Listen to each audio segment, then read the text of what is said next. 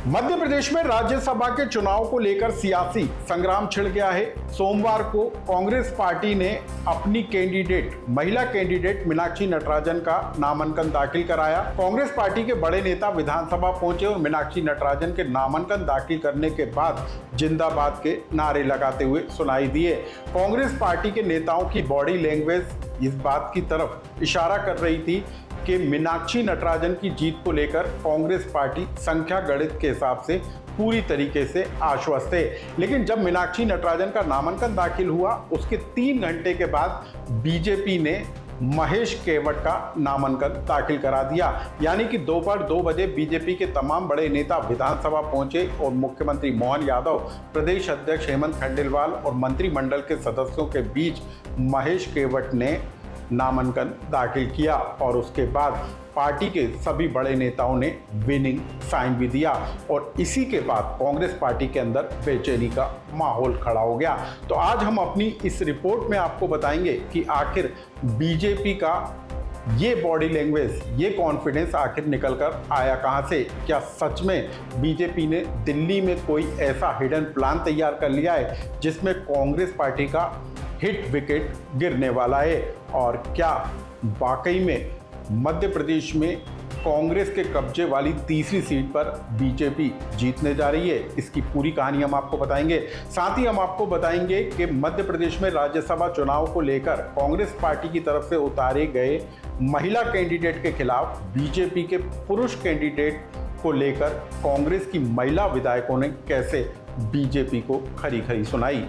नमस्कार, मैं हूं अनुराग श्रीवास्तव और आप देख रहे हैं लोकमत हिंदी।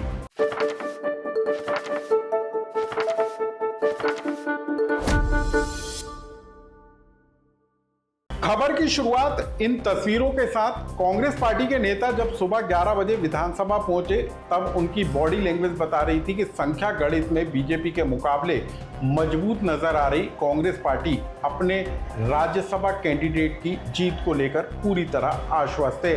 कांग्रेस पार्टी ने महिला कैंडिडेट मीनाक्षी नटराजन का नामांकन दाखिल कराया और उसके बाद पार्टी के नेताओं ने विधानसभा के अंदर ही जमकर नारेबाजी की और तब तक पार्टी को लग रहा था कि कांग्रेस पार्टी की कैंडिडेट मीनाक्षी नटराजन राज्यसभा का चुनाव जीत जाएंगी, क्योंकि संख्या बल के मुताबिक बीजेपी के मुकाबले कांग्रेस मजबूत स्थिति में है। लेकिन कुछ ही घंटों के बाद कांग्रेस पार्टी के अंदर बेचैनी का माहौल हो गया, क्योंकि दोपहर होते होते बीजेपी के नेता भी विधानसभा पहुंच गए और उसके बाद बीजेपी ने राज्यसभा चुनाव को लेकर कांग्रेस कैंडिडेट के खिलाफ अपना उम्मीदवार खड़ा कर दिया।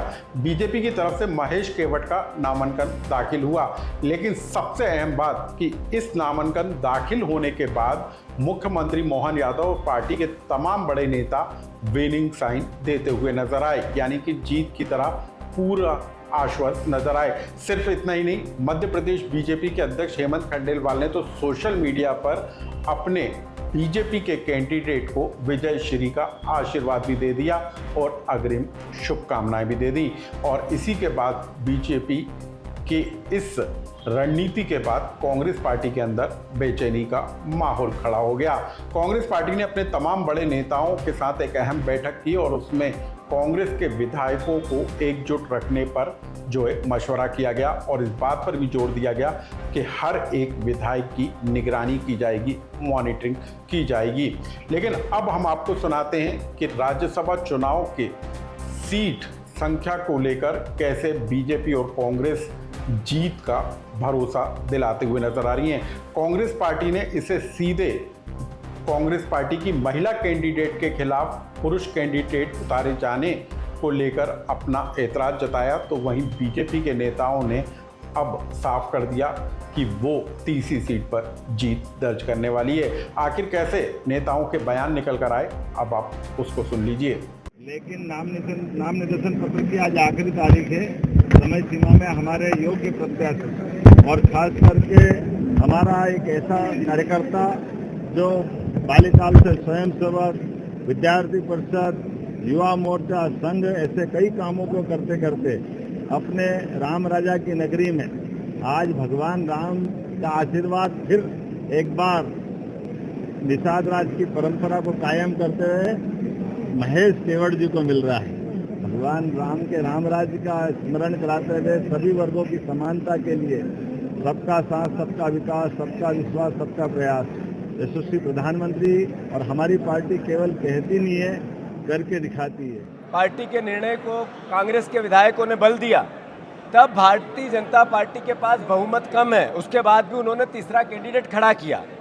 तो उस सोच को कि ये महिलाओं के सशक्तिकरण की इनकी सोच को किस तरीके से खोखलापन था, राजनीति थी, देश को गुमराह करना था, वो एक आज स्पष्ट हुआ। तो सवाल इस बात को लेकर है कि क्या बीजेपी की कोई हिडन रणनीति तैयार हो चुकी है। सवाल इस बात को लेकर भी उठता नजर आ रहा है कि आखिर कांग्रेस का वो कौन सा हिट विकेट है जिसके जरिए बीजेपी जरूरी जो 10 विधायकों का अतिरिक्त उसको मत चाहिए वो जुटाने को लेकर तैयार नजर आ रही है। और बताया ये जा रहा है कि सिर्फ मध्य प्रदेश नहीं बल्कि दिल्ली के नेताओं की भी इसमें अहम भागीदारी है, यानी कि दिल्ली में बैठकर अब तीसरी सीट को जीतने की रणनीति तैयार की जा रही है और कांग्रेस की उन कमजोर कड़ियों को तलाशा जा रहा है जो बीजेपी के लिए फायदे का सौदा साबित हो सकती हैं। साथ ही खबर इस बात को भी लेकर है कि बीजेपी कुछ ऐसे बड़े नेताओं पर नजर रख रही है, डोरे डाल रही है जो कांग्रेस के लिए एन मौके पर झटका देकर बीजेपी के लिए फायदे का सौदा साबित हो सकते हैं। अब हम आपको बताते हैं कि राज्यसभा चुनाव को लेकर एक तरफ जहां कांग्रेस पार्टी ने अपने महिला चेहरे मीनाक्षी नटराजन को चुनाव मैदान में उतारा, तो वहीं बीजेपी ने पुरुष कैंडिडेट को चुनाव मैदान में उतारा और इसी को लेकर अब कांग्रेस पार्टी बीजेपी पर हमलावर नजर आ रही है। कांग्रेस पार्टी की महिला विधायकों ने महिला कैंडिडेट के खिलाफ पुरुष कैंडिडेट को उतारे जाने पर भाजपा नेताओं को कैसे खरी खरी सुनाई, अब आप इस वीडियो को भी देख लीजिए। महिला उम्मीदवार इस बात का संकेत है कि कांग्रेस पार्टी के हाईकमान की ओर से महिला उम्मीदवार मीनाक्षी नटराजन को घोषित किया। निश्चित ही हम लोग 100% जीतने वाले हैं और पूरे देश में एक महिला सशक्तिकरण, महिला आरक्षण बिल जो महिलाओं को आकर्षित करने के लिए और महिलाओं को गुमराह करने के लिए भारतीय जनता पार्टी कर रही है, ये आज दिख गया है। पर कांग्रेस ने जो कहा वो किया। महिला उम्मीदवार को घोषित करके उन्होंने दिखा दिया कि महिलाएं ताकतवर हैं, देश का नेतृत्व करने की क्षमता रखती हैं। लेकिन पुरुष कैंडिडेट महेश केवट को बीजेपी ने तीसरा, वो एकमात्र मोहरा है, वो खुद भी समझते हैं कि बोरिया बिस्तर लेके जाना है उनको। कहाँ संभावना बीजेपी को नजर आ रही होगी? नहीं नहीं, ये प्रेशर पॉलिटिक्स है क्या बीजेपी? बिल्कुल। तो यहाँ डबल इंजन की सरकार का कुछ इतना भी मुंगेरी लाल के हसीन सपने नहीं देखना चाहिए, ठीक है ना। इंजन भी जमीन पे ही चलता है। ये प्रजातंत्र है। भारत देश के हर एक ईमानदार और कर्मठ विधायक जो प्रजातंत्र की परिभाषा जानता है वो हमेशा से उसके साथ है। पार्टी एक साथ है, एकजुट है। 100% हम लोग जीतेंगे। मतलब महिला कैंडिडेट को कांग्रेस ने उतारा तो महिला सशक्तिकरण की इससे अच्छी मिसाल कोई हो ही नहीं सकती। भारतीय जनता पार्टी के कथनी और करनी में बहुत बड़ा अंतर है। एक तरफ नारी शक्ति बंधन की बात करते हैं, लोकसभा में कांग्रेस ने बिल गिरा दिया, पारित नहीं होने दिया, इसका रोना रोते हैं। दूसरी तरफ जब राज्यसभा में प्रत्याशी को उतारने की बात आती है, प्रत्याशी चयन की बात आती है, तो महिलाओं को दरकिनार करके पुरुष प्रत्याशियों को खड़ा किया जाता है। और कांग्रेस पार्टी नारी शक्ति का हमेशा से वंदन करती रही है और आज एक प्रमाण हमको देखने को मिल रहा है कि सुश्री मीनाक्षी नटराजन जी को राज्यसभा का प्रत्याशी बनाया गया है।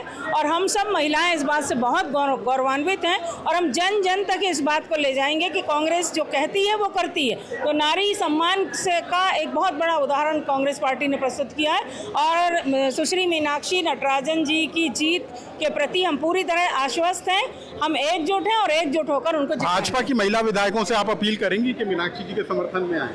बिल्कुल करेंगे। अगर ज़रूरत पड़ती है तो महिलाओं को एकजुट होना चाहिए और महिला सशक्तिकरण के लिए अगर हम बात करते हैं, सड़क पे करते हैं, सदन में करते हैं, जहाँ प्लेटफॉर्म मिलता है वहाँ बात करते हैं, तो हमें नारी शक्ति वंदन करने के लिए नारियों को सबको एकजुट होना चाहिए। बीजेपी महिला विधायक भी मीनाक्षी जी के समर्थन में वोट करें, ऐसा बिल्कुल करना चाहिए। मेरा तो कहना है कि बिल्कुल करें, अपनी बहन को वोट करें, अपनी बेटी को वोट करें और नारी शक्ति के लिए अपना एक कदम और आगे। कोई ऑफर वगैरह क्या बीजेपी की तरफ से? नहीं नहीं, हमारे पास कोई ऑफर नहीं आया। हम कांग्रेस के बहुत समर्पित सच्चे कोई सिपाही। कांग्रेस में ऐसे विधायकों की पहचान हो रही है कि जो कमजोर कड़ी साबित हो सकते हैं क्रॉस वोटिंग कर? नहीं, बिल्कुल ऐसा नहीं है। कांग्रेस पार्टी एक है, एकजुट है, और एकजुट होकर हम पूरे ताकत के साथ अपना मतदान करेंगे 18 तारीख को, और सुश्री मीनाक्षी नटराजन जी को हम राज्यसभा में चुनकर भेजेंगे। जय हिंद, जय भारत।